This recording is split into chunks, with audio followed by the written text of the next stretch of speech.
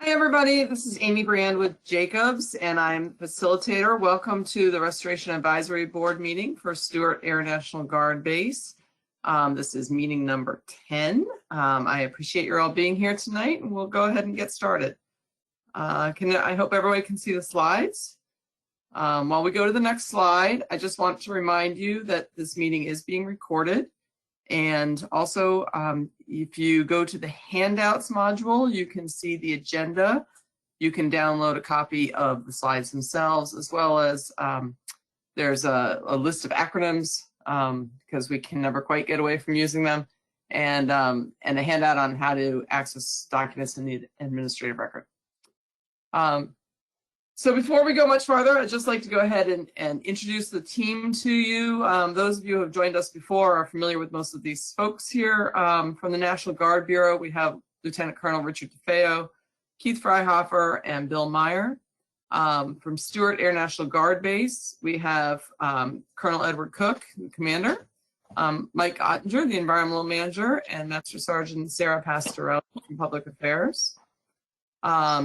U.S. Army Corps of Engineers, we have Dan Kennedy from the New York District, and new to the team is Osborne Jackson from the Baltimore District.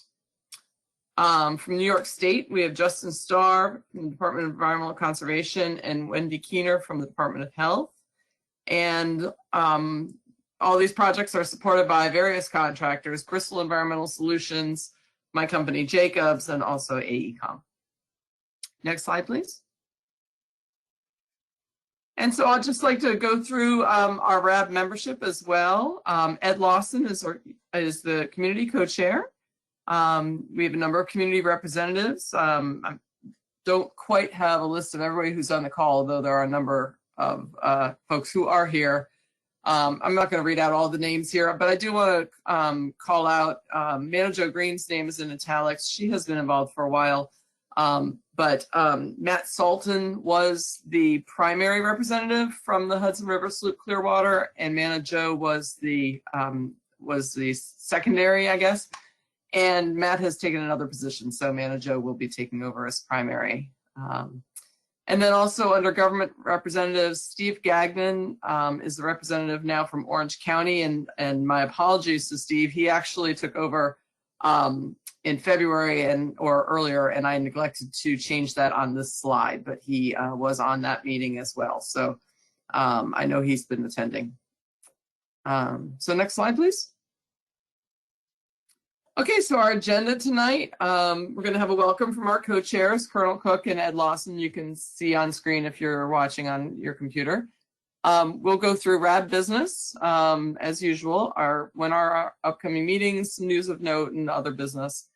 And then the heart of tonight's conversation will be updates on environmental projects at the base, timeline review and admin record update. Tonight we have a presentation on the Site 3 former base landfill. That's been in annual monitoring. So there's a report out on the annual monitoring for that. The status of the PFAS and PFOA remedial investigation, and the interim stormwater treatment system. Following that, we'll have open discussion from RAB members and then public questions. So I just want to clarify how we operate these meetings for anybody that may forget or may not be familiar or may be joining us for the first time. Our RAB members are able to raise their hands and unmute themselves to ask questions during the RAB open discussion. But they and actually, so I may have just mixed that up with another RAB. I apologize. We do these our questions and answers in writing. I apologize. So if you use the question and answer module there, you can type in your questions and we read those out at the end of the meeting. We will address all those questions in writing and when we get to the end, and we'll first the RAB discussion and then public questions. So I apologize. And we'll adjourn by 8. Next slide, please. Okay. So I apologize. So this one clarifies it for you. During the RAB open discussion, we have a timer on the slide, and then RAB members may raise their hands to make a comment or ask a question. So my apologies. I do facilitate a number of meetings, and the guidelines for some of them vary a little bit. So during that period, we will, RAB members will raise their hands. We will call on them to make a comment or ask a question.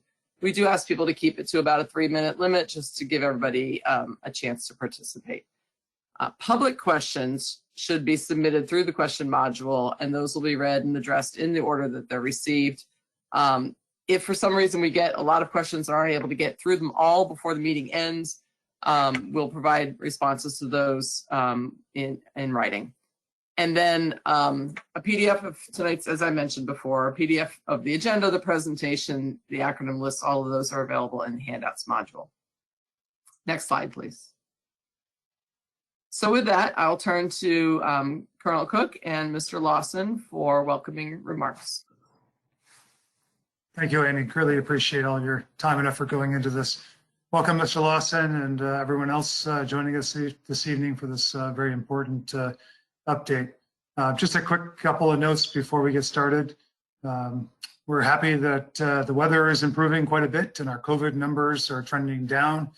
And with that, we look forward to having the next on-site visit to tour the filtration system. So please keep an eye out for an invite from Mr. Ottinger on that. On the 17K diversion project, the New York State Department of Transportation is working that as quickly as they can. They're now close to completing their hydraulic survey. Once that is done, they will incorporate that data into their modeling system to ensure that the diversion can be successful, not only in diverting the water away from Stewart, but also downriver, that it's successful and doesn't create any problems there.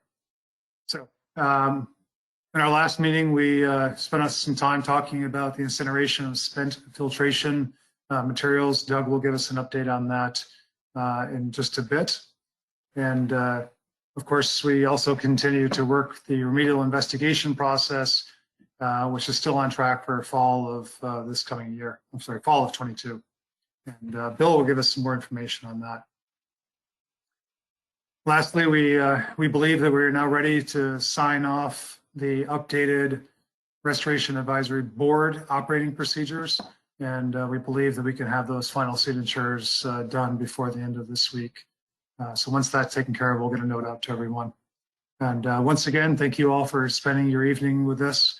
And I look forward to the discussions and the questions and the answers this evening. Mr. Lawson, good to see you again. Over to you. Great to see you again, Colonel Cook, and welcome everyone. It's indeed a pleasure to have these conversations on a quarterly basis, and so I just wanted to extend my welcome. I'm coming to you from my office at SUNY New Paltz. We had an amazing event today. We had a health, wellness, and environmental justice event today. We had folks from all over the Hudson Valley come and talk about the issues that extend beyond just PFAS. But we did talk about PFAS, and we centered it around Newberg students. And so we had 45 students here on campus talking about and creating space to hear their voice and concern about PFAS and how it's impacted them and how they're taking steps proactively to support getting information, positive information about PFAS and the multi-site study that's currently being conducted in Newberg, and that's underway.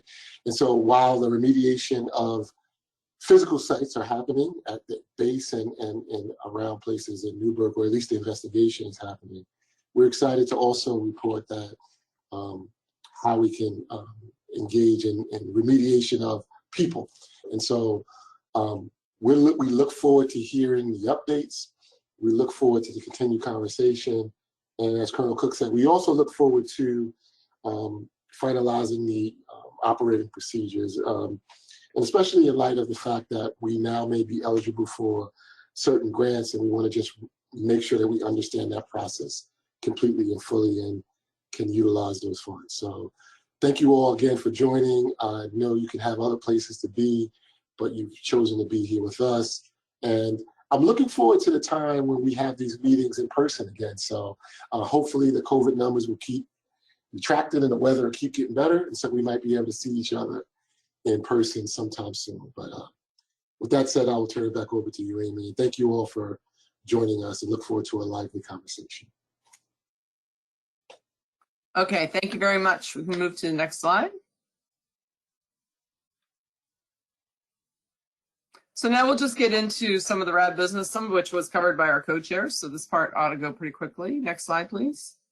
So I just wanted to get you onto your calendars. Our RAB meetings do operate on a regular schedule. So our RAB meetings, the upcoming ones will be, they're all Wednesday nights, July 27th, October 26th, and then February 1st. They are the last Wednesday of each month, except the ones that would be a January last Wednesday. We bump those to the first week of February just to give a little more prep time over the holidays. So those are the next meetings. Get those on your calendars. Next slide. So some of these were covered, but just as a reminder, if you have any reason to send RAB-related messages, please send them both to Master Sergeant Pastorello in Public Affairs at Stewart Air National Guard Base, and then also to me. As Colonel Cook mentioned, the Air National Guard will continue to host small RAB tours when possible. And both co-chairs mentioned that the operating procedure updates are in progress.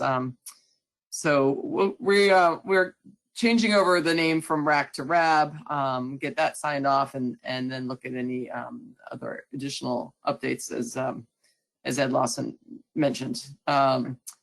And then this is the contact for the New York State Department of Transportation for the 17K project. And I already mentioned that Steve Gagnon is the new representative for Orange County. Next slide, please. And at this time, if there's any other RAB business, if RAB members would like to speak up with any other RAB business, you can raise your hand and you will be unmuted.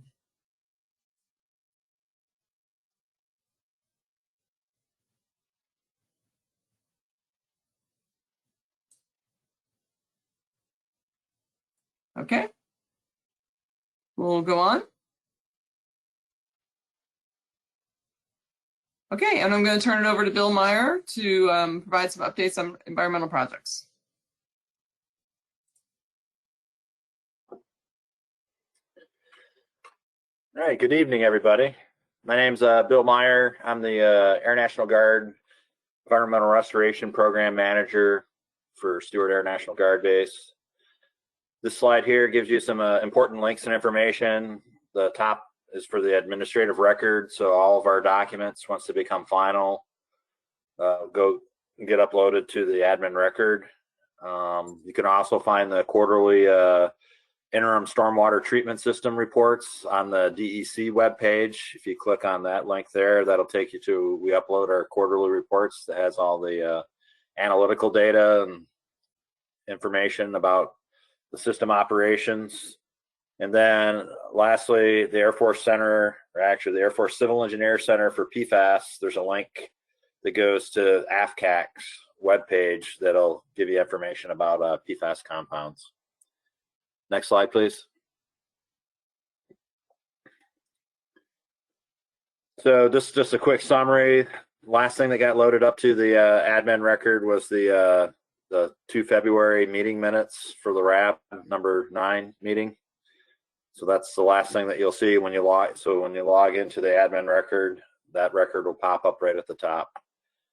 And just for a guide, we've put numbers on the documents, the latest documents that have put up, been uploaded to the admin record for your reference, because there's a couple different ways you can look up documents on there. Next slide, please. So here's just a kind of an overview of the Circla timeframes. You can see on the bottom chart, you know, the initial start from years 1 to 3, we're doing the preliminary assessment, site inspection. Then typically on years 3 through 6, we do the remedial investigation FS. Right now we're at the beginning of the RIFS. And then steps following that would be the remedial design, remedial action, and then once we implement the remedy, remedial action operations, and then long-term monitoring.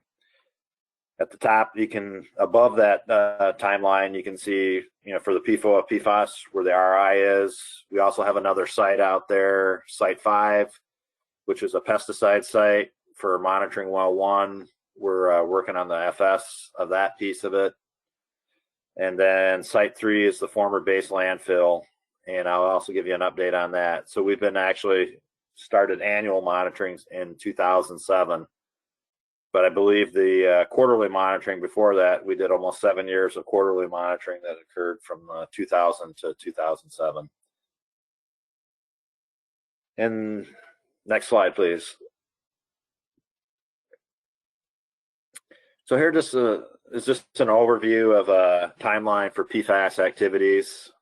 So 2016, they identified it in the stormwater system and also Rec Pond and some other locations in Newberg. 2018, we did a final phase 1 regional site inspection. Basically, site inspection is to confirm presence or no presence of a contamination, and we found that there was PFAS here. So that SI basically verified that. Then in 2019, we started doing the RAB planning and started public meetings, which used to be the Restoration Advisory Committee instead of the board. But because once we got DERP eligibility, we switched the names over to the Restoration Advisory Board. 2020, they established the RAB, and we also completed an expanded site inspection. There was some other information that we needed to collect as part of the site inspection. Then March 2021, the end of March, we were approved to do a remedial investigation, and we received Defense Environmental Restoration Program funding eligibility. So that's just basically a type of a cleanup fund that DoD uses. But that was received on 31 March. 30 September 22, we awarded the contract, actually 21, excuse me. 30 September 21, we awarded the RI contract to AECOM. And then once that contract was awarded, we're basically in the middle of doing the project planning. It's the Unified Federal Policy Quality Assurance Project Plan, UFP-QAP. And then we also continued operations on the interim stormwater treatment system. Next slide. So I'll just jump into this former base landfill, Site 3, and then we'll pause for questions on that. So this is an overview of the base. You see the outline in the red, and then the small location in the lower, I guess would be the southeastern corner of the base, is where the landfill is located. Bullets off to the right, basically the landfill used to receive domestic waste from former on-site Air Force residents during the 60s and 70s. The landfill cover was installed in 1999, basically an engineered cap, which equates to a clay cap. And quarterly monitoring program started in 2000, and then we transitioned into the annual monitoring in 2007. Next slide, please. So here's the 2021 annual monitoring, just kind of an overview of what we did. That was conducted in April 12th through the 15th, where we went out and we collected surface water and sediment samples in Murphy's Gulch, collected groundwater samples from 7 monitoring wells located around the landfill, did landfill gas monitoring, and then prepared a report. And if you look in the legend, it'll show you what these different items are. So the little yellow triangles are the landfill gas monitoring points around the perimeter of the landfill. And then you can also see in the green where the surface water sediment samples were collected off base. And then the blue and the white is the monitoring well. And then also the black is the monitoring well location. So there's a deep bedrock well one, and then the rest are screened across the groundwater interface. And as a result of this, every year we prepare a report. That report right now has been submitted to the DEC for review, and we're awaiting comments. The RAB members also got a copy of that report minus all the analytical, because it's such a large file. We cut the analytical results out and provided the body of the report for everyone. Next slide. So this is just kind of an overview of some summary of the results. So for the groundwater monitoring at the 7 locations, we had a vinyl chloride exceedance. We also typically are seeing increasing concentrations for vinyl chloride at MW9 and 16. There's also cis-1,2-dichloroethylene, which is a chlorinated solvent, which is present at MW9. Its numbers are increasing, but they were lower than what we saw in 2020. Summary of the metals. There's iron exceedances in MW17 and 18, and MW1, which is an upgradient well. And then we also have magnesium exceedance at MW17 and the manganese exceedance in monitoring wells 9, 16, 17, and 18. Overall, generally just increasing in value. And then the following are the leachate parameters. We saw some sodium exceeded the New York water quality standards in all the wells, and estimated concentration of total phenols, we had an exceedance at MW16. And then the last, these are just water quality parameters like alkalinity, hardness, and dissolved solids. Those were typically higher down gradient from the landfill than compared to the up gradient groundwater quality standards. Next slide. This is the sediment monitoring. They didn't detect any VOCs in the sediment samples or the landfill gas monitoring. There's 26 points, no methane or explosive gases detected. Next slide. So next steps. So we've already, since we went out to start the 23, the spring 22 sampling, April 4th through the 6th. And the analytical results are pending. We'll see those by probably the end of May. We'll have a validated report for those. I just threw this in here for everyone's reference. Title VI, this is what the landfill is regulated under, which required the 30 years monitoring once the cap was put in place in 1999. So, you know, as this 30-year, we're on year 23 of the monitoring. So as we get closer to hitting the 30-year mark, we'll look at all the results over that 30-year period, and we'll come up with a course of action to be proposed to the New York regulators. One could include continued annual monitoring. Another option could be to monitor at a reduced frequency, since we've got 30 years of data and it shows that the parameters are pretty much stable. We don't see any radical changes or increases in anything. And then the other option, we could recommend discontinued monitoring. So we're on year 23, but when that time comes, we'll put together a report with recommendations that'll go out to New York DEC that'll provide, recommendations for the next steps, since we've already complied with the 30 years monitoring, to see where we need to go next. Next slide.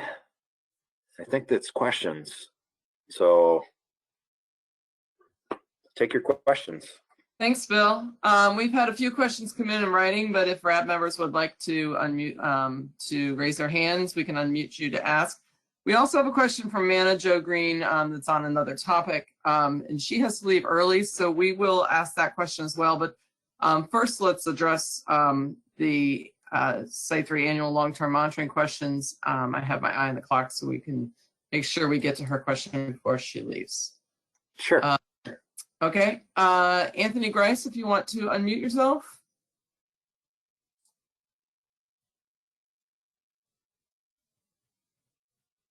Okay, can you hear me? We sure I can. can. All right, thanks. So I want to thank you. Also, I want to just give a quick plug to Mr. Lawson for the program that he did earlier, and sorry that I couldn't attend. But my questions pertaining to this is, I took an issue with the Newberg, other places in Newberg, water places in Newberg, because that one water place in the city of Newberg is Washington Lake, which was our main drinking source. And so when it said other places in Newberg, that seemed to kind of, in my opinion, kind of minimize that a little. And so, you know, if we can correct that, that would be great, because it, again, it is and was our main drinking source for water. The other thing is, and thank you for sharing the report earlier, but I did have a question because it just wasn't clear to me, and looking at it quickly, Okay. and for the public, does the landfill actually leak into Rec Pond or Patton Brook or anything like that? I'd say that's why we're doing the monitor. So the results that we're seeing, I don't think that we're seeing any of that in Rec Pond. Now, there could be some interconnection with the groundwater table, since Rec Pond is directly, I want to say Rec Pond's like the southeast of there. I have to look at a map. But Amy, if you could put the map up that shows at least where the monitoring points are. Just to kind of give you I think Rec Pond is located southeast of the landfill, or more to the east southeast of there. And that's why we have these monitoring wells. If you see them that are outside of the landfill, that's why we monitor that, to make sure that those aren't going in. So those concentrations, I don't think that it's making it into Rec Pond. That's why we got those monitoring points. So if we were to see like super high, concentrations coming off the landfill and that, then there might be a concern. But because these are really low concentration standards, I don't think that's making its way to the landfill. That's why we have to do the monitoring, to make sure that the leachate doesn't change over time, because as stuff settles, there's organic material in there. As that degrades,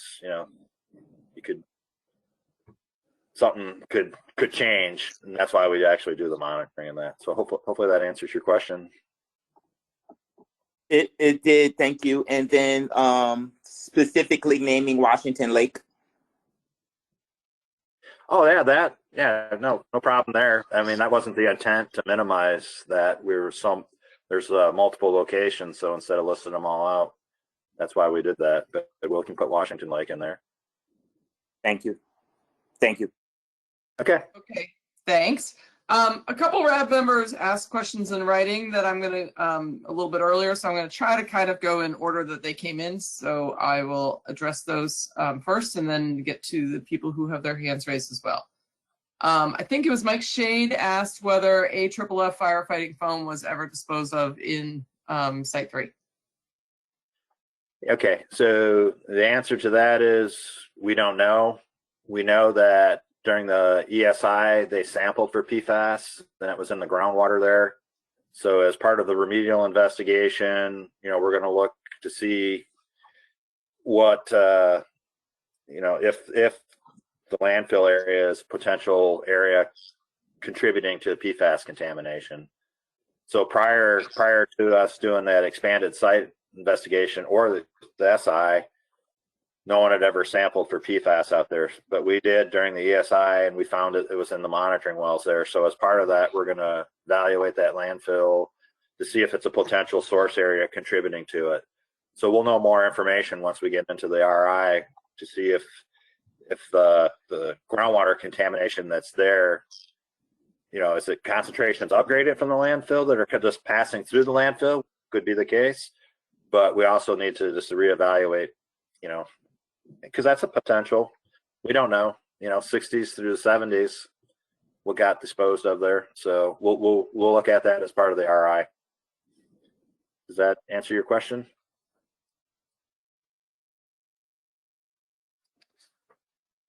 Mike, if you're able to unmute yourself, you may, but I'm happy to go ahead and answer his next question. Okay. What are thought to be the sources of VCM? And you might want to clarify what that is. And chlorinated salt, vinyl chloride? Yeah, I think vinyl chloride. I know VCM can form from the degradation of other chlorinated substances. It's of course also used to make PVC plastic materials.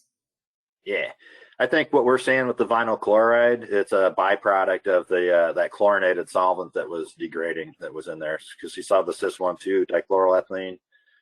So you typically see vinyl chloride associated as a byproduct when chlorinateds degrade, and that's what we're seeing there. That's my guess. That's what I've seen at other chlorinated solvent sites too. And we've got several of them. You always see vinyl chloride co-located with chlorinated solvents. Okay. And Mike did say that you answered his previous question. Manager Green asked, will the public have input on the post 30-year next steps? I think it goes out. I guess.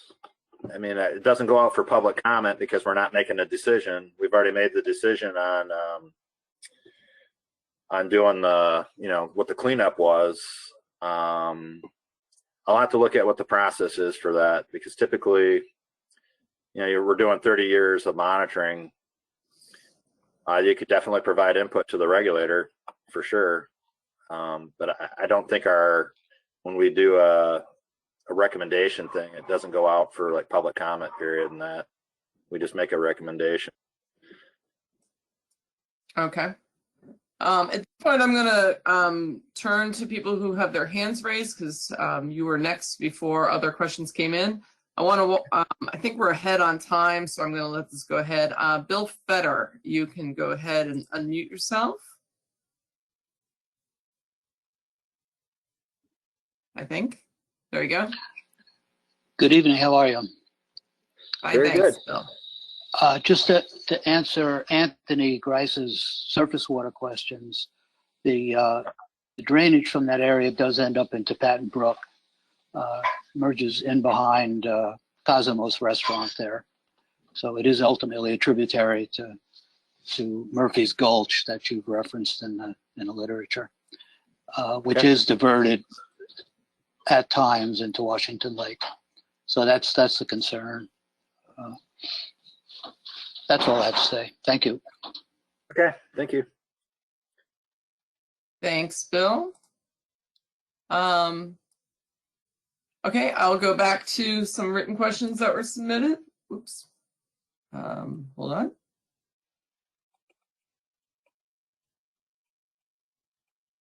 And that screen just disappeared. Sarah, if you could go to the next question. Sure. Thank you. I apologize. No problem.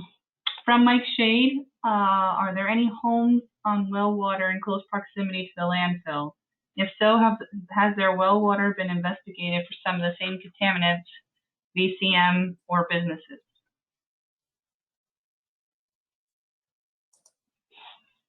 That I couldn't tell you if they're what residential well. I know that Department of Health has sampled wells out there for PFAS and that. And I believe during the Circla process back in the day, even back in the early 90s, we went through that process to look at, receptors out there. I would have to dig back into when they did the RI back in the day on what they looked at as far as risk assessment and what potential receptors were nearby. So I would defer to, we'll have to get back to you on that to see what the RI report said, because that's when they look at the risk assessment and the receptors and that. And that was back in, they put a cap on in 99. So the RI was probably in the mid 90s.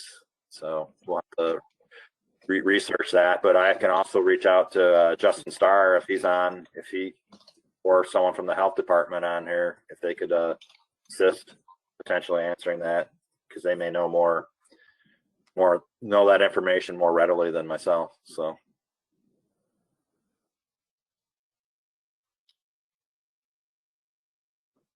Wendy Keener responded that we sampled anyone with a private well that we could contact around the landfill. Okay. Okay. Joseph Minuata asked, is Brown's Pond affected by any of this contamination? Say that one more time. Is Brown's Pond affected by the contamination? From the landfill or from? I would assume that is his question. I'll have to pull up a larger map. If you could pull up the base outline map. And Brown's Pond, that's print's kind of small, so I'm trying to see where that's at. Brown's Pond is center. There we go, in the center bottom. I can't see it. Oh, down there. Yeah. I would say no, Brown's Pond's probably not, because that's the groundwater flow goes towards Lake Washington out of that area. That's more to the north, or more southerly groundwater flow. If it were to be impact, if there was going to be anything that came from the landfill from there, I think most of the groundwater flow is to the southeast towards Lake Washington.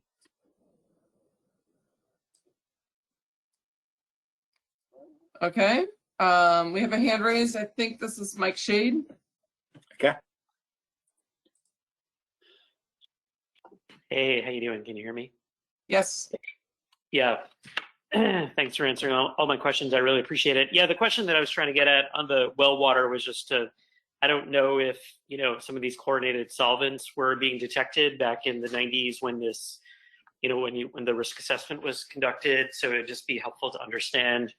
And, maybe, perhaps it was known back then these chlorinated solvents were present, but I just was trying to understand, now that chlorinated solvents are being found in the groundwater underneath the landfill, whether or not Department of Health or anyone has gone back to double check whether or not some of these substances are showing up in well water. Of course, vinyl chloride is a known human carcinogen, one of the few chemicals US EPA characterizes as a known human carcinogen. So it's, I don't know how significant the concentrations are, but the fact that it's showing up, just a red flag for me. So that's why I was asking about whether or not, it's been investigated in well water for any folks that may live nearby or businesses that may be in close proximity to the landfill.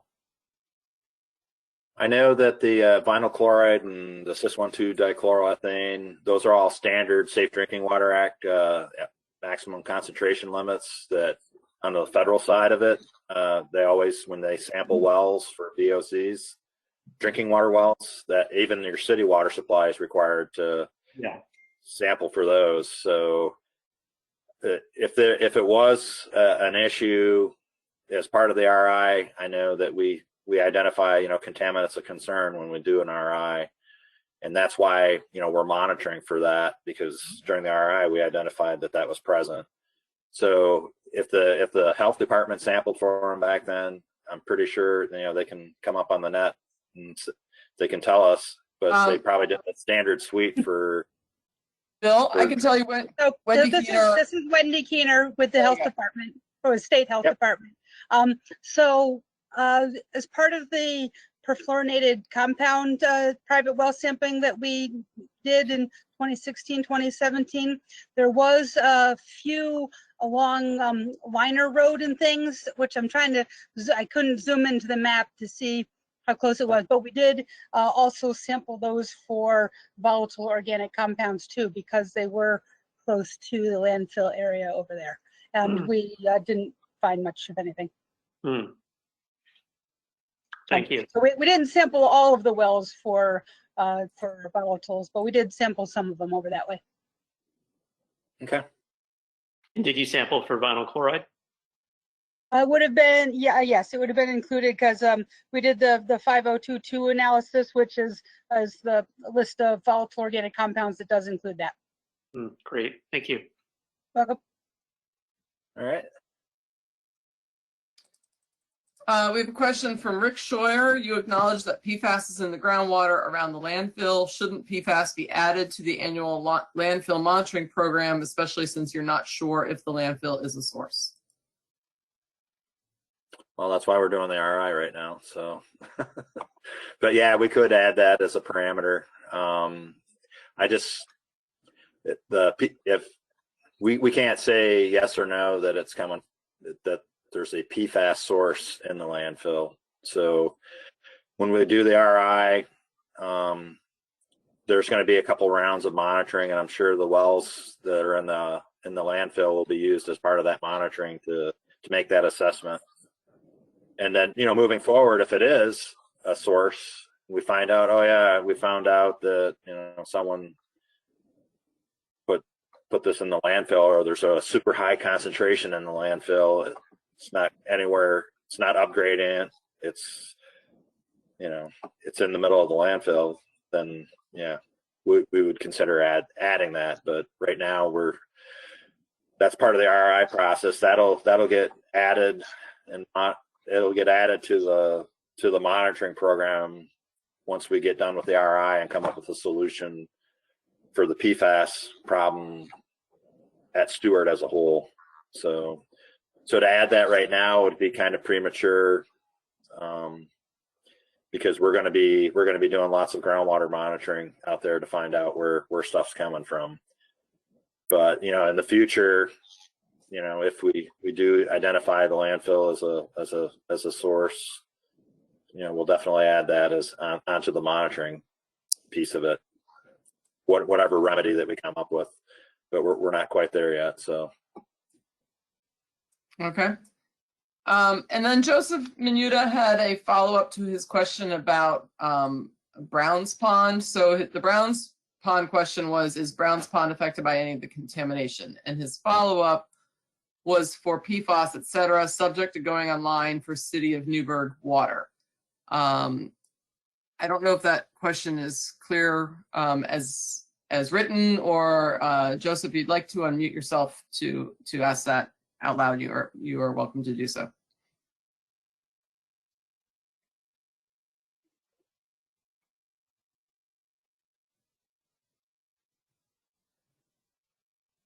You're on. Hello. There we go. Sorry. Hey there. Hi, everyone. Thank you so much. So sorry for the cryptic messages there.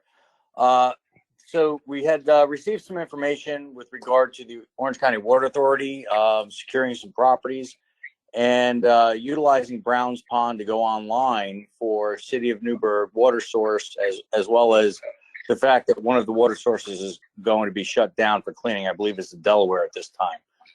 That water will be routed between a couple of municipalities. So my question goes to Brown's Pond. I don't know if it's a higher elevation than the outfall of what's happening over at Stewart, but was curious as to whether that water has been affected by any of this before we make the decision to go online with it. Oh, I couldn't tell you. Justin Starr or someone from the city, if they're online, can answer that. I mean, I would hope that they would be testing their sources that they're going to use. But that's kind of out of our jurisdiction. So the regulator or city representative that could answer that online. And if nobody else is there to answer, this is Wendy again. So in order to be used as a public water supply, they are required to test sources before they are used for all of the regulated parameters. So that would be a requirement. Thank you. I appreciate, if you can still hear me, I do appreciate that.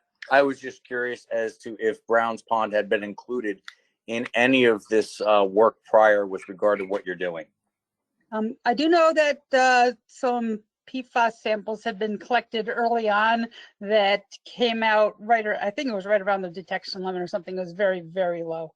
And so there wasn't anything apparent that it was being directly affected by it.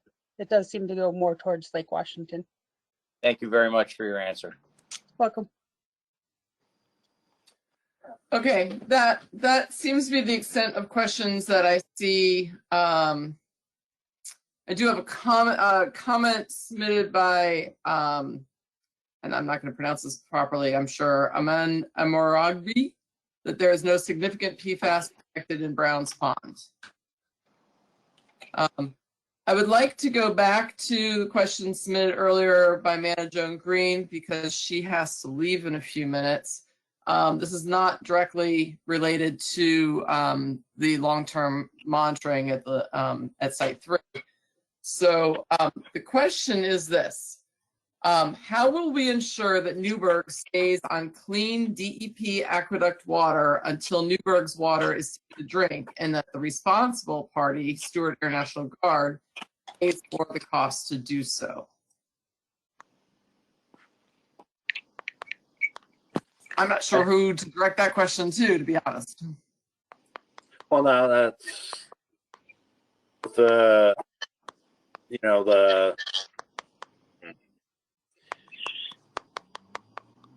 probably a state, Justin Starr.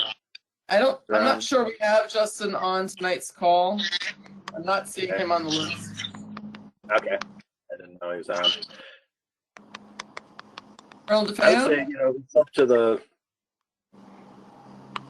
Go ahead, Rich. I was going to say the answer is probably similar to the answer that Wendy gave about Browns Pond. Stewart and the Air National Guard is dedicated to the interim stormwater treatment system, to the RI, but decisions made about switching on and off Lake Washington, that would go to local politicians, the DEC, Department of Health, and would be outside of Stewart and the Air National Guard's decision. Is this a question that we can follow up with Justin on and see if we can get him to provide something in writing as follow up? Well, this is Wendy again. So for the public water, their requirement is that they have to be providing water that meets drinking water standards. I don't know that there's anything that would require that they use specifically one source or the other at the time, as long as it meets the standards. But that I think would come down to the water provider and possibly our other bureau, our Bureau of Public Water Supply, which that's not the bureau I am in. So I don't know that there's any guarantees in place which source has to be used, but any public drinking water that is distributed has to meet standards in order to be distributed. All right, Wendy, thank you for jumping in on that. I appreciate that. And I'm going to go to our final written question that just came in, and then we'll move on in the presentation. If folks could themselves, we have a little bit of feedback, I think. So the last question is from Joseph Minuta. Why is the water being siphoned off and filtered from Washington Lake not being used for drinking water, but being discharged to the stormwater system?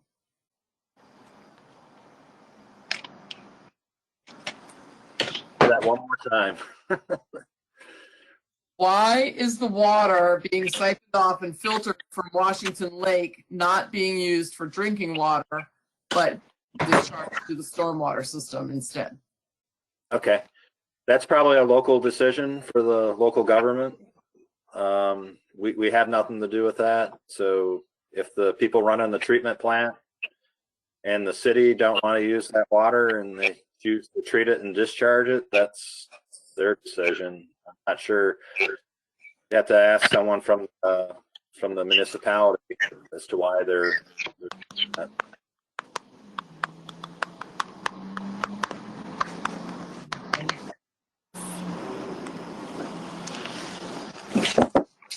A little bit of background noise. All right, I did say that was the last question. Jennifer, I do have one more question for Jennifer Alston. I will go ahead and but then we're going to move on to the next presentation. We will have another chance to come back to if anybody has any further questions, but Sure. You can go ahead and unmute yourself. Hi, I hope you can hear me. Okay. Just in regards to that last question, my understanding is the GAC filtering system wasn't even fully effective in filtering the runoff. So why would we then chance it having for our drinking water? There have been many cases recorded where it was reported that the system did not maintain efficient filtering. If I'm mistaken, please correct me. Thank you. Oh. Well, one, I wouldn't know because I didn't build or design it or run it and operate it. So you're going to have, that would have to be directed to the folks that are responsible for running and maintaining that system. So for me to answer that, I'm speculating. I don't know whether it's performing properly or not. So.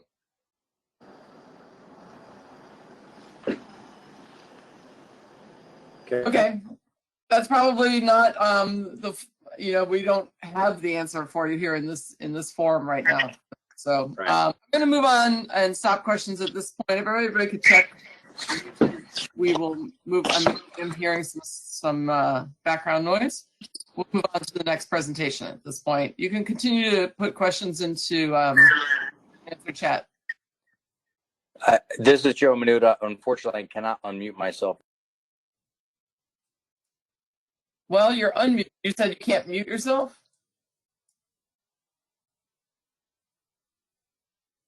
Now he is. I think, yep, you're muted now. So, okay, we'll move on to just an update on the PFAS, PFOA remedial investigation. Okay. Next slide. So current RI status. Right now we're gathering data in the planning phase. We've got a draft UFP QAP's been sent to Army Corps of Engineers, Air National Guard. We've commented on it. AECOM's putting together responses to comments. The UFP QAP is due to the regulators on the 15th of May. So we're well on the way of getting to that date. Did a project kickoff back in November 21. Several site visits out there in November and December, looking at information about, scoping, sampling locations out there. And, we're well on our way. Now, one thing I want to, also provide, we were going to try to get figures to talk about the UFP QAP and where we're going to sample.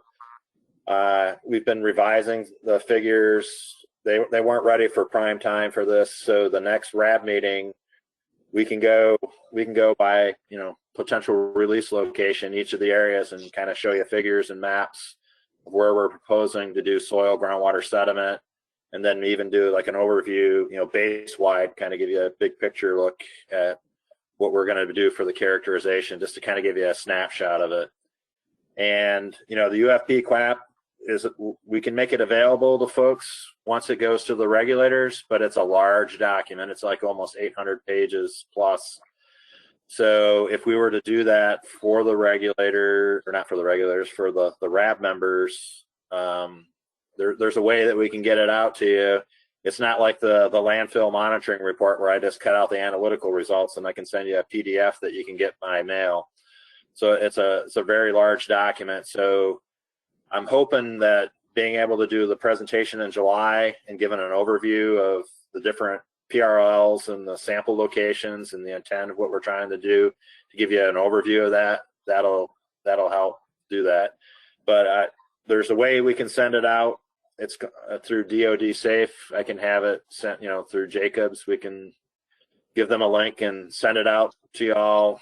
It's good. The link's good for like seven days. We can get it out to you, I guess, is the bottom line, is what I'm saying. It's just a large document. So we just need to know if that's something everyone truly wants, or if they want to wait till we do the July presentation on the overview, because we are working with the regulators on all the sampling locations and that. And when the regulators get the UFP QAP, we're going to sit down with them and actually do a project planning session with them to show them, here's what we're thinking, here's our intent, and have those kind of discussions. So I'll leave it at that, and we'll circle back to that at the end. Next slide, please. So this is a preliminary schedule. Right now, UFP QAP and APP is Accident Prevention Plan. We started in November, and it'll be finalized in July of 22. First mobilization for field work is going to start in the fall of 22. We're looking at October timeframe. Now these second and third and fourth mobilizations are down there for if we need to go back out and collect more data. So if we don't get all the right data during the first effort, we've got 3 other attempts to go get that information if we've got data gaps in what we've collected. So those are on there in the event that we need them. So the good news is if we only need like 2 mobilizations, you're going to see the RRI report earlier than later than the date that we projected. But right now, worst case, if we did all 4 of those mobilizations, we're looking at the fall of 24 for a final for a draft RI report. But like I said, the contractor put down, we have to, because we can't read the future, right? We don't know what we can't see in the ground until we actually go out and start collecting that information. So after this fall and into the spring, we're going to have a better idea of where our data gaps are, where we need to go collect more information, and then we'll be able to, get a better idea. Are we really going to need, 2 mobilization, 3 and 4? It all depends on what the data says. So next slide. And that's it. On to questions. Right at this point, I don't have any written questions so far. If anybody has questions on the RI, I'm going to also propose if RAB members do want to see the UFP QAP when it goes to regulators, if you could let Mr. Lawson know, if Mr. Lawson wouldn't mind collecting those names, then we'll know who to get that to. And again, that will be through either DoD Safe or Jacobs. It'll be a platform from which you can download a very large file. But any questions on the status of the RI? I'm not seeing any so far. Any raised hands? Okay, we'll move on then. All right, thanks, Amy.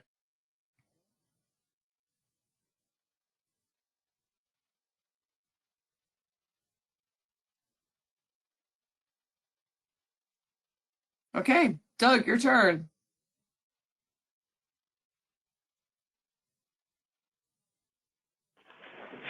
Good evening, everyone. Doug Close, Project Manager for the Interim Stormwater Treatment System, Bristol Environmental Solutions. Next slide, please.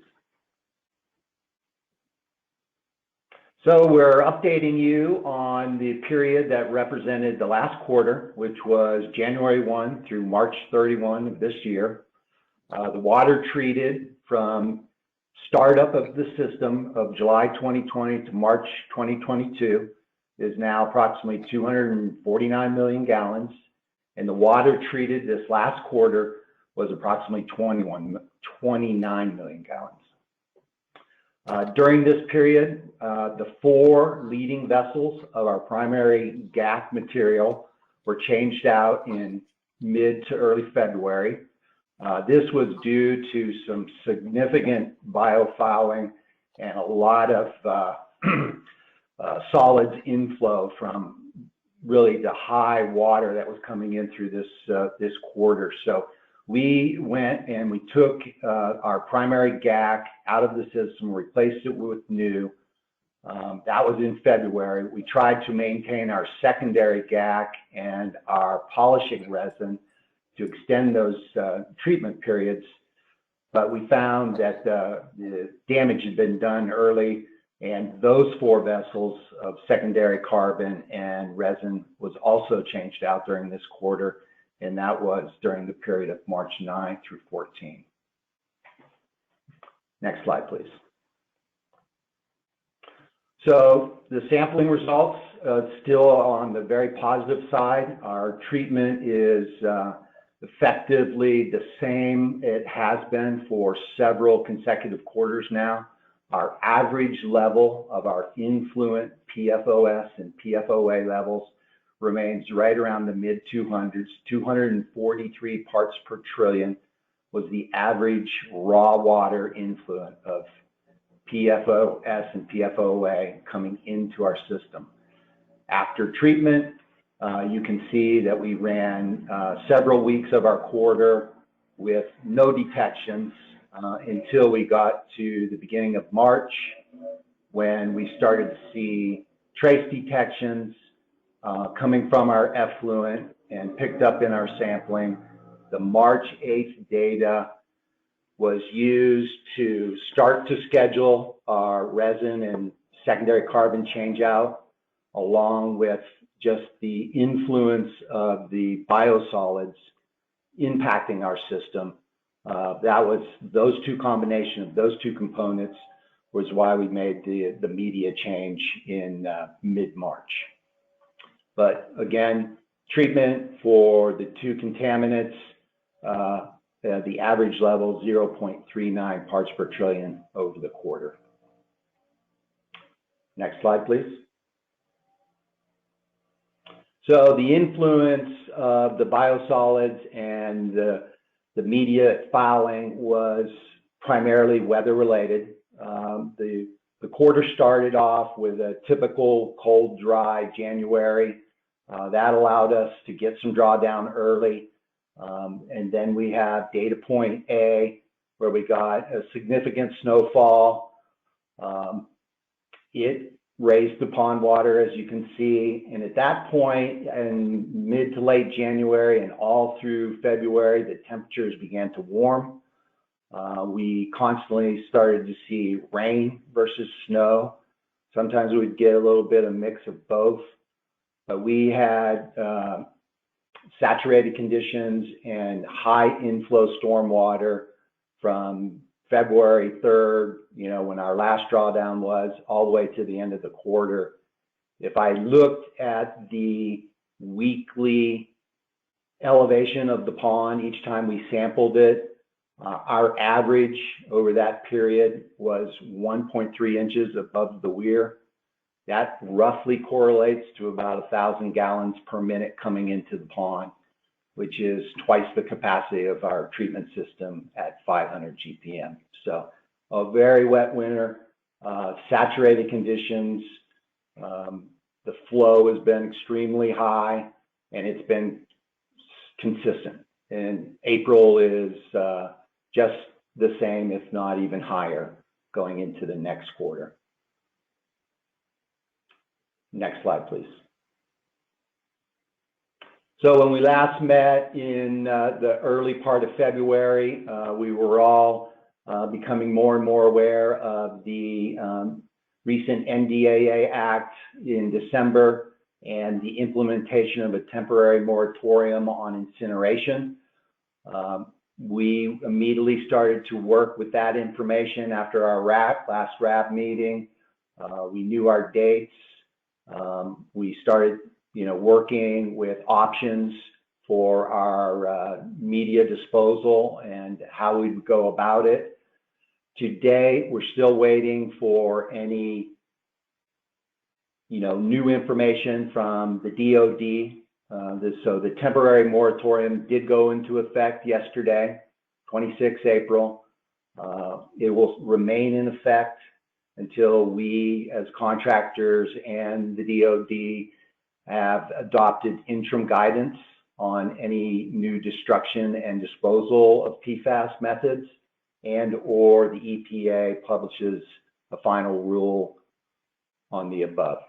What would the EPA see fit for destruction and disposal of PFAS? So what are we doing now? Next slide, please. We immediately, like I said, after our last meeting, we took incineration off the table.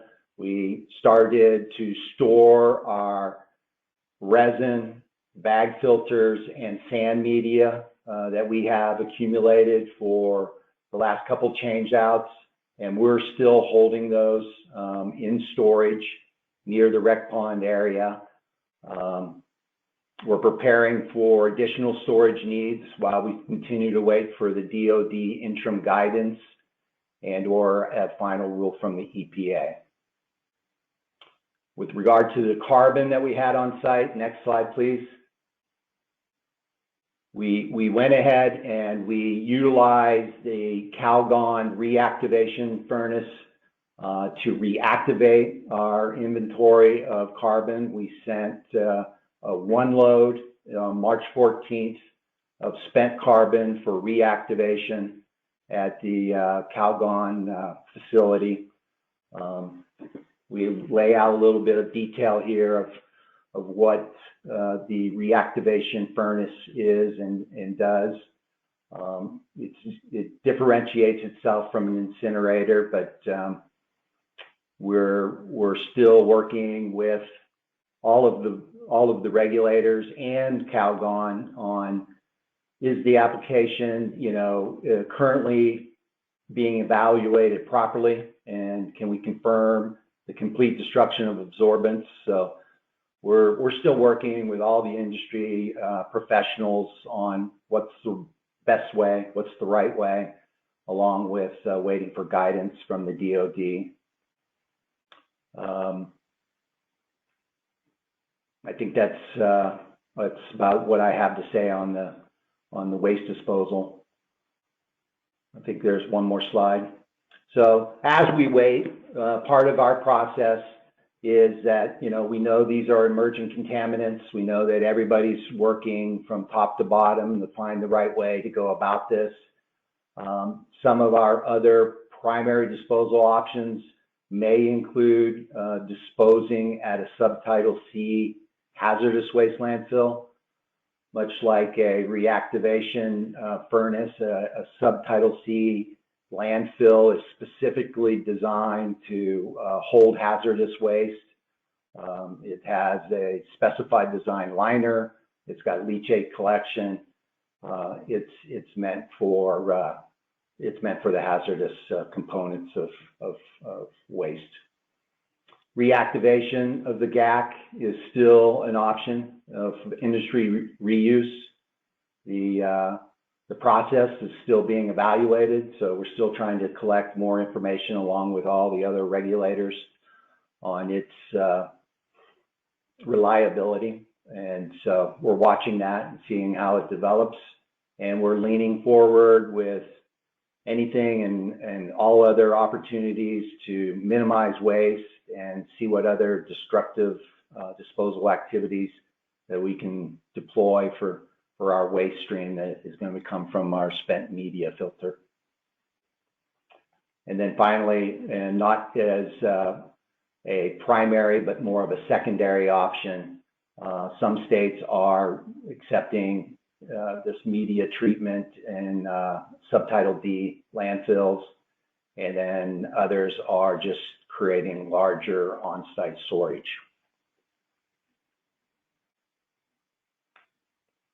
Next slide, please. Okay, so that was a quick update. Okay, questions for Doug on the interim stormwater treatment system. You can go ahead and raise your hand if you'd like to ask a question. I have 2 hands raised so far. Go ahead, Jennifer Rawlison. Okay, so I have a couple of questions. I appreciate that you are following up with this because it was a great concern for our community, how this was going to be handled. Number one, you're referring to that it's temporarily stored at the area, but to what degree is there any concern of how you're storing it, the procedures? You're talking about subtitle C. which would be for permanent storage on site or the landfill. What's the difference in how you're holding things right now to ensure nothing leaches or is mishandled or even disappears? So I'm sorry, I missed your name. I'm sorry. Jennifer. Jennifer, I don't know if you were, I don't know if you were at the tour. The media is pretty inert and in containers. What we've done is found location next to the pond that has a hard packed surface. We've stored our containers and then protected them with covers for the weather. And that's where we're temporarily staging it for now. Okay, I don't mean to sound paranoid. It's just that the base has a history historically of mishandling certain things that were being stored. So we don't want to repeat that. The base has been, the base has been very cued in to see that we're doing it correctly. Okay, and then in regards to, you were talking about the difference between incineration and this new process that's not it's not taken off or added to the moratorium. What is the real difference between this? I mean, if you're talking about an incineration, and I would assume it's still creating some sort of airborne PFAS body of whatever that can then return to our environment. So what is the difference between these two processes, that one is approved and one is being held in a moratorium? Well, the difference, and I'm not a waste disposal or incinerator expert, but the rotary kiln receives the media and it takes it in. Imagine a cylinder with arms moving around. The media is put into the heat, the furnace at the required temperature of 1700 degrees Fahrenheit, and it is wound down through these ramble arms. It volatilizes the contaminant off the carbon, and that gas goes up, the carbon goes down, and in that process of capturing that gas, it volatilizes and ignites, and that is part of the destruction. The gas, it's stripped off, turned to gas, and then destructed, which is different than an incinerator, which is a similar temperature that basically turns the product to ash. It just burns everything. Okay, but there was a key word that you said, which was you are still investigating. It's still under investigation what this process actually results in. And so that's some of the problems that we have with science and technology, is that sometimes it goes faster than the research that proves later how deadly it could be. So I just want to point that out. Lastly, as we enter spring and then into summer, one of the concerns that came up in the past was the algae bloom. I believe on Brown's Pond, so I'm assuming that's going to be a continued concern moving forward. Yes, yes, ma'am. It makes for very challenging conditions at Rec Pond. Water's constantly changing with the stormwater inflow, and when it isn't receiving a lot of water, we do get a heavy biogrowth.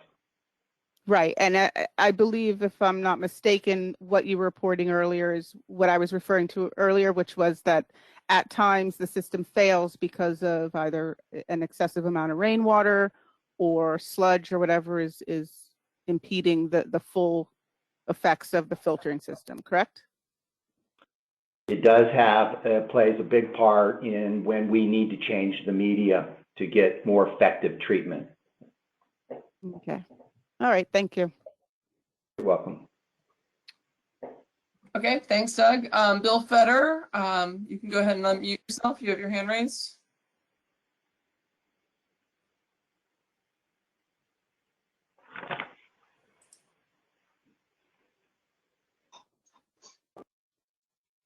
You out there, Bill? Bill, if you try to unmute yourself before, try again right now.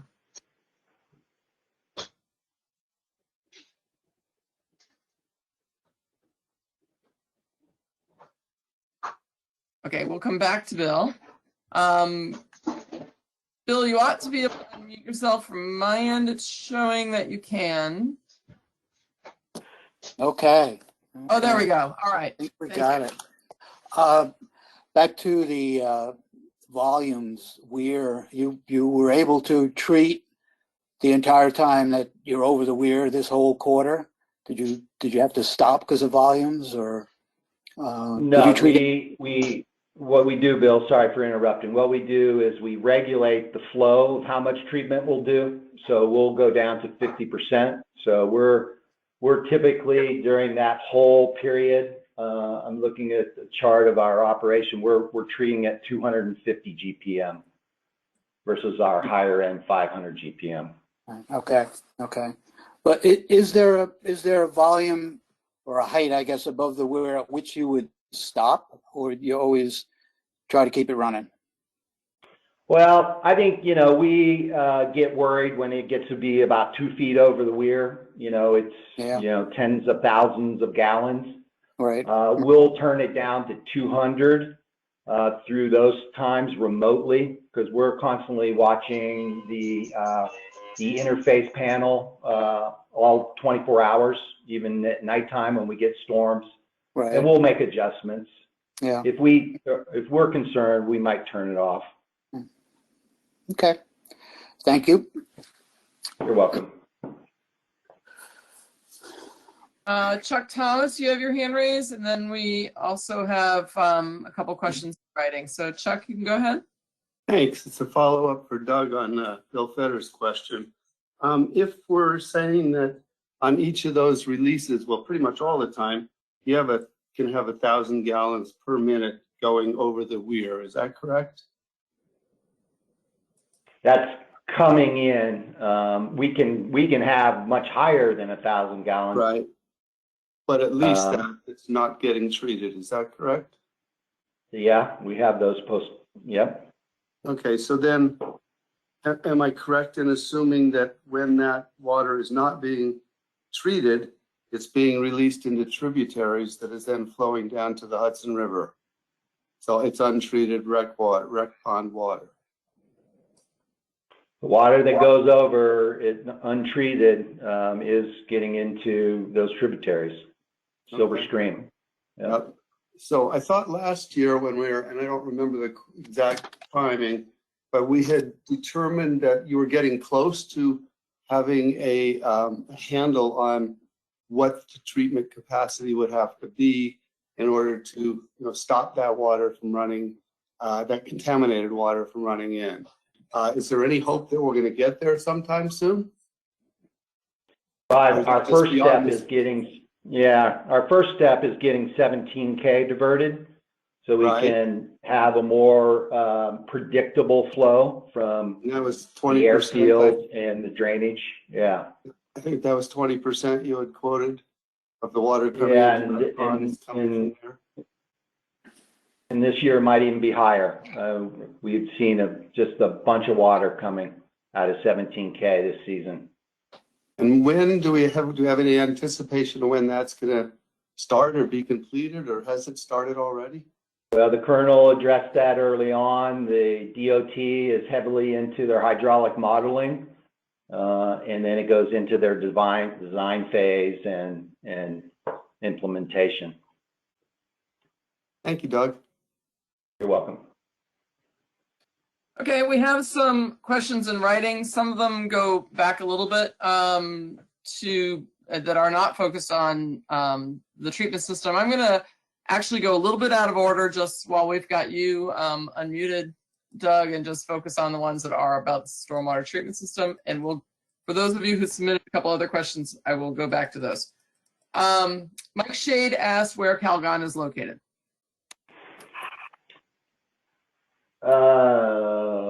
Kentucky. Okay. Can you say Rich, go ahead. Yeah, can you say we're in Kentucky? Just trying to understand, given it sounds like there's some uncertainty as to whether or not this technology completely destroys the PFAS or not. There's a lot of, research being done into different treatment technologies and what does and doesn't destroy the compounds. I'm just curious if you have any sense of where in Kentucky this facility is located. I have it, John, and I can share it in the notes when we respond to the questions. Sorry, Yeah. I don't have it in front of me. Okay. We're just interested in ensuring that, one community's problem is not going to another community, especially an environmental justice community. I know Rubbertown, Kentucky is an area that is heavily impacted by petrochemical facilities, including Chemours. So just curious, we're in Kentucky. So thank you. You're welcome. We'll follow that up in the written questions. This question comes from Rick Scheuer. The interim remediation system quarterly data shows that on average 500 gallons per minute of 243 parts per trillion PFOA/PFAS was being discharged. The diversion of stormwater 17K is anticipated to reduce the flow to Rec Pond by what gallons per minute? We would like to see the stormwater pipes be repaired to stop or decrease groundwater infiltration, which would then make the treatment system be able to manage stormwater events. Good question. I think part of the modeling that the DOT will be doing, we can get some more numbers versus percentage of what's coming in just from 17K into Rec Pond. We're just using our estimates. So I think more, detailed data would become available with the study from the DOT. How much is coming in and how much you're going to divert. Okay. All right. I'm going to go backwards to some other questions that were asked previously. Stephen Benetti asked, are there any plans in the near future for a tour of all these sites to get a better understanding where all the sites are when spoken about? I think Colonel Cook addressed that briefly in his intro. I think some plans are being made for an upcoming tour, but it's not yet been scheduled. I don't know if anybody else has any comments on that.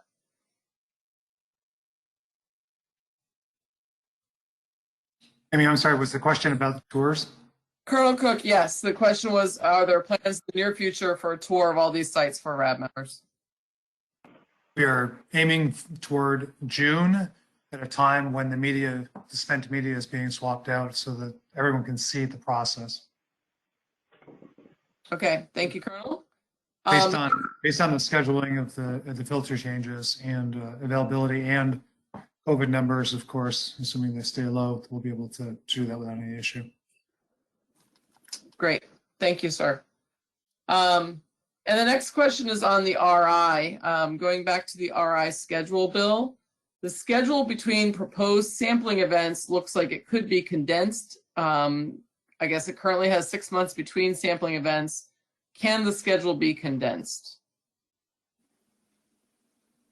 The answer is yes, but we don't know what the level of effort is going to be. So when we do the first tranche at going out and doing the characterization, if we come back and our second mobilization only requires, a week's worth of work versus, another 2 months worth of work, there's a planning horizon that we got to coordinate and account for. So as well as getting contractors lined up and stuff. So we won't really know until we get done with that first. But yeah, you can always compress the schedule. Right now, that was their worst case to allow for that planning, in between collecting the data, processing the data, looking at it, and then going, okay, here's what we need to do. So there's also some subcontracting actions that have to take place for AECOM. It just doesn't happen at a flip of a switch. We look at the data and go, okay, I want to go do it. We'll be out there next week. There's a lot of planning and coordination that has to go on that takes a little bit of time. But there's always room to compress schedule. So the short answer is yes, we can look at compressing that. It just depends on what is required for the second or third or fourth mobilizations. That level of effort is going to drive how much time we need to get ready for it, because we don't know what we don't know right now. Thanks, Bill. And I'm going to go ahead and address, we've got one more written question about 17K from Jennifer Rollison. Will development and new builds on 17K affect the diversions, et cetera?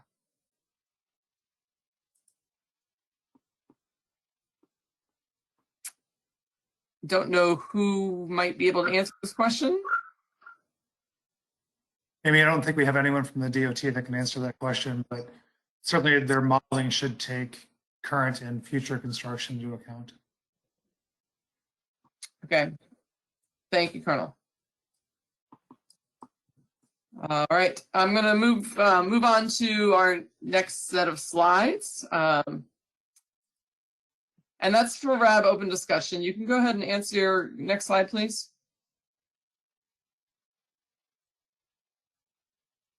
Okay, so this is an opportunity. Honestly, we've been sort of doing this anyway in relation to the presentation questions, but this is an opportunity for RAB members to review any other additional remediation-oriented questions and concerns, and to propose topics or action items for the July 2022 meeting. I do see that Bill Fetter has his hand raised. Go ahead, Hello. Bill. Yes, I'm going to stick with the 17K diversion, and I believe Heather Pillsworth is on this chat, and you had posted her as the DOT contact for that 17K diversion, I believe. And Pat Hines is also on the call, who happens to be the town of Newberg engineer. There are a couple of planning department engineer, I should say. But there are a couple of sizable projects being planned in this section of Route 17K, and I just want to be sure that those projects are being taken into account, warehouse projects, so the runoff is going to be sizable from the sites. If they're being taken into account on sizing this diversion. So I'm not going to get an answer here, I realize, but hopefully this will get to the people that need to transfer the information or convey it among one another. Thank you. That's it. Thank you, Bill. I would just encourage anyone who has DOT specific questions to reach out to our DOT reps and ask them directly. Heather has gone ahead and unmuted herself. Heather, would you like to respond? Yes, can you hear me? Yes, we can. Thank you. Excellent. Yes, please forward the information to the contact information for me that you have in the slides, and I'll get it to the proper folks. As you know, I am the public information officer. I am not an engineer, but I can certainly get you to the correct folks. Thank you. Thanks, Heather. I appreciate that. Okay. Any other questions or comments in preparation for the July meeting? Mike Shade, I see your hand raised. Yeah, hey, how you doing? Yeah, no, I really appreciate all the information and the discussion tonight. Sorry, I had so many questions. But that's what we're here for. Yes. The thing that I just wanted to say is, I think it would be great to have a deep conversation to give a, for the community and other stakeholders to hear an overview of the plans for the fall with the mobilization around the RI. It sounds like that's going to be on the agenda from what I heard. It'd be great to hear an overview of, what sort of sampling is going to be conducted, where it's going to be done, when, how many samples, that sort of thing. So just getting a really comprehensive sense of the plans for the mobilization in the fall for the first round of sampling as part of the RI would be really valuable. So that's just, that would be my vote. It sounds like maybe that's already been considered, but I just wanted to put my thumb on the scale for that. Thank you. Thanks, Mike. Ed Lawson, you can go ahead. Yeah, so as far as topics for the next meeting and concerns, I just wanted to reiterate the, and this is about the RAB operating procedures. And so I think that the TAP and the TAG funding opportunities, I think are really important as we as a community try to understand these very highly technical things.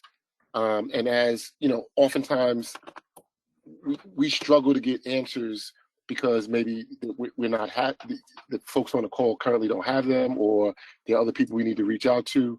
So I would just invite us to consider these TAP and these tags as an additional resource to help us as the community to get more and greater understanding. So not as a bad thing, but as a good thing. And so that's why I think a lot of folks have asked me, and I've shared with some comments with you, how we can work that process, because I think that process is going to overall help everyone to just get a better understanding and digest some of the stuff that gets thrown out. So I just wanted to add that over the next couple of months, hopefully we can get and meet and talk about, that process and how we can work better together, because I think it will be a really positive thing for us. Okay, thanks. Appreciate that. Chuck Thomas. Thank you. Back again with some comments. I'm kind of riffing off of a few things that people have said. Slide 17, which Bill presented, shows the waterways with Rec Pond and Washington Lake and Browns Pond. And there is a blue dots connection to Silver Stream. If you look very closely, for Rec Pond, it seems to go dot, dot, dot towards, down towards the Silver Stream diversion. So if you can see that connects in, well, that runs into Silver Stream Reservoir. And just to clarify, so Browns Pond was the original old farm pond that was purchased to start the reservoir process down there. And then it was expanded to include Silver Stream Reservoir to create a much larger reservoir. So it could go by either name, Silver Stream Reservoir or Browns Pond. But that seems to indicate that there's a possibility of some contamination getting into Silver Stream or Browns Pond, given whatever the topographical features are. I'm thinking it's not going to run uphill, and I think that's uphill, but I don't know that. So that was one comment that I had. So to Joe Minuta's question, that there might be a possibility of contamination if the topography allows. Now, we have been drinking from Browns Pond from time to time while when the aqueducts were shut down for short periods. We have been drinking from Browns Pond, and I'm going to assume it's been tested and it's been shown to be clear. That's my fervent hope, of course. Right now, we're not drinking from Browns Pond, but we will be going back on it full time when the side tunnels of the aqueduct are shut down. We've not been, so that's going to be an issue that we want to make sure we're clear on. The other thing is that New York State has been paying for the aqueduct water to date, and someone asked if Stewart Air National Guard was going to be paying for use of the water from the New York City aqueduct. So we're not drinking filtered Washington Lake water, as there's apparently no consensus that the GAC filters remove the short chain PFOSs as well as they do the long chain PFOSs. So I think that's part of the situation with why no one feels comfortable drinking the Washington Lake GAC filtered Washington Lake water. Can anybody comment on the filtration of short and long chain PFAS, PFOSs? Thank you.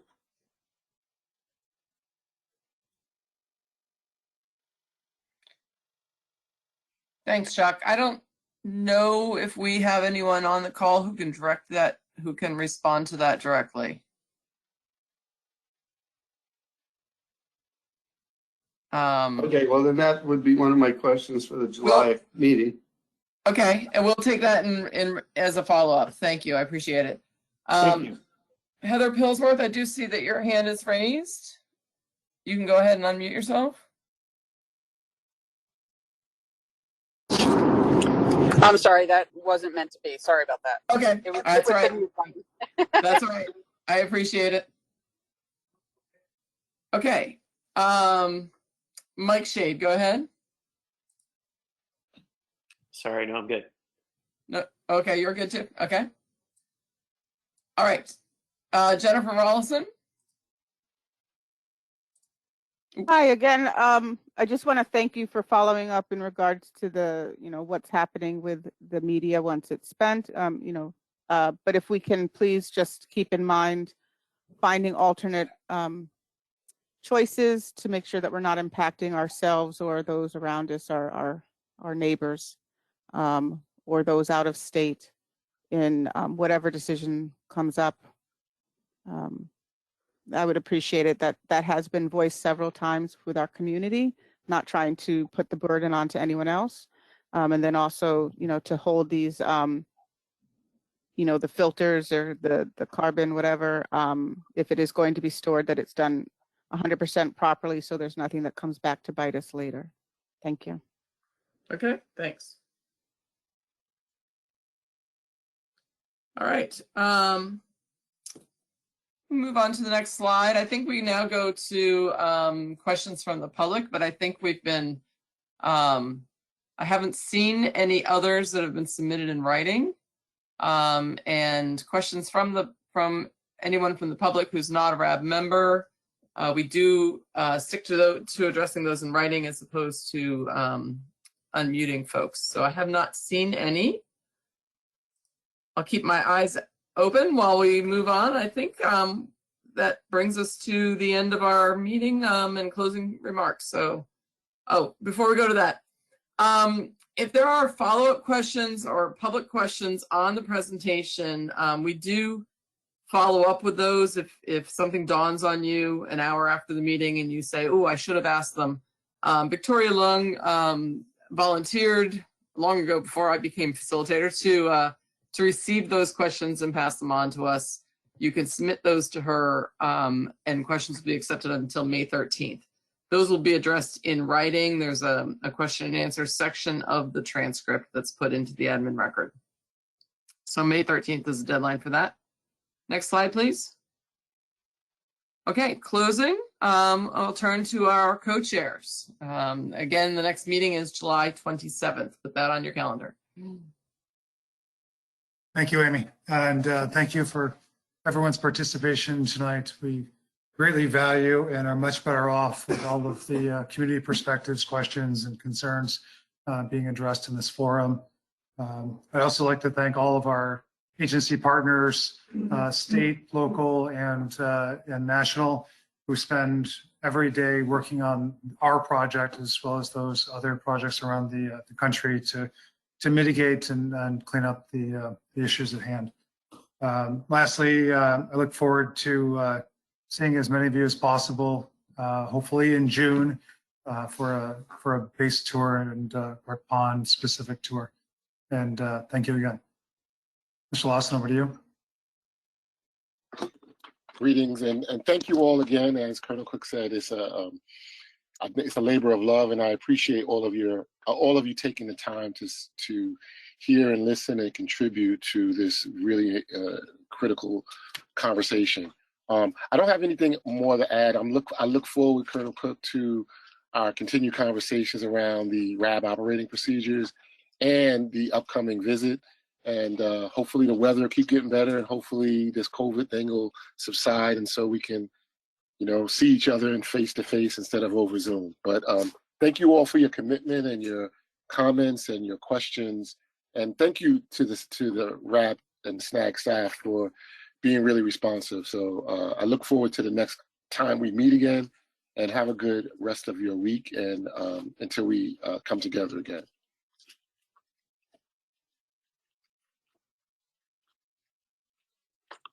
Thanks, Ed. Next slide. I think that concludes our meeting. There you go. So, so that concludes tonight's meeting. I want to just thank everybody for your time, your good questions. We will be following up with a written transcript and responses and questions and answers. I know there are some questions that need some follow-up, and we will seek to resolve those. And you brought up some issues for the July agenda. So I look forward to speaking to you in July. Thanks, everybody. Have a good night.